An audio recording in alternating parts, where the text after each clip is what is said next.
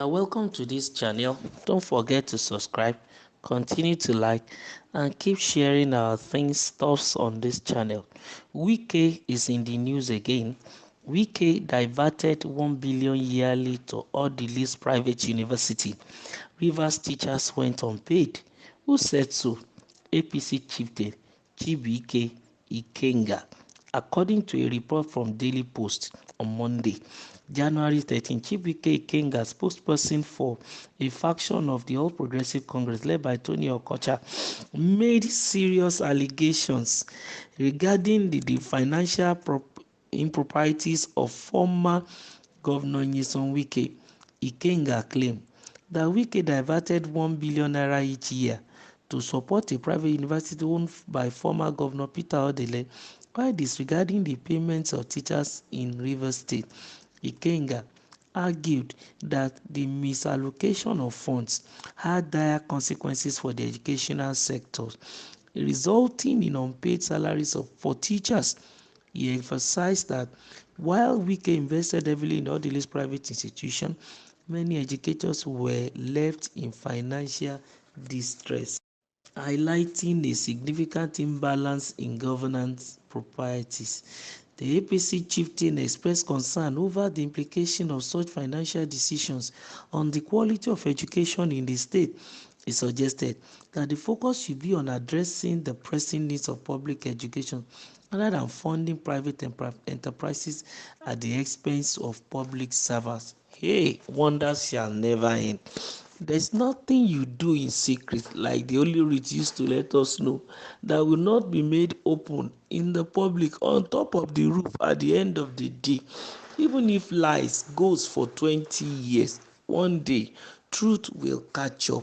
Well, this is seen as allegation anyway.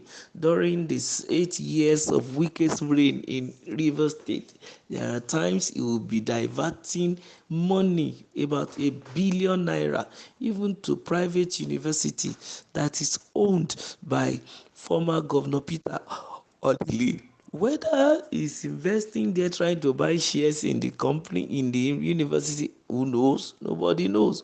But whatever the situation, of course, that time has come and gone. But the deed done then is back to limelight. Whether it is true or not, we cannot say, because Chibuike Ikenga is alleging the man, former governor Nyesom Wike, and we are expecting a rebuttal from Wike to really deny this kind of accusation because of his own personal integrity, a man of his caliber, and because of some of the good work, in quotes now, purportedly, that he has done in Rivers State and for Rivers people. But then this very man pinpointed the fact that during that period, the financial strength or capabilities of the educational sector was dwindling. It was down, that the teachers were going hungry. The state government couldn't pay them as at when due, and it is during that period of dire need that Wike is still diverting 1 billion naira as opportunity surfaces to a private university owned by Odili. At least he should be able to tell the world that it's not so, because our belief is that it's not so. We want to even believe, we want to give Wike the benefit of doubt that, well, because of the situation between him and Fubara, enemies are rising, ganging, then left, right, and center, then trying to also denigrate him and also put a lot of smear on his name and begin to say things he did not do. But then he has the right to defend himself and to say no, that wasn't the truth, and then he should come out to speak the truth. That's one. Number two, of course, this boils down to the relationship that has been between Wike and Odili long ago. But then, sincerely yours, these very 20 friends, the adage that normally say that 20 friends cannot be to play together for 20 years is happening now. These friends that happen to be between Odili and Wike, whether it's father and son friends or mentor and mentee friendship, it can't be forever, and that's what we are saying now. Of course, why they are together in agreement, if the allegation is true, the people of Rivers State are at loss for that their unity.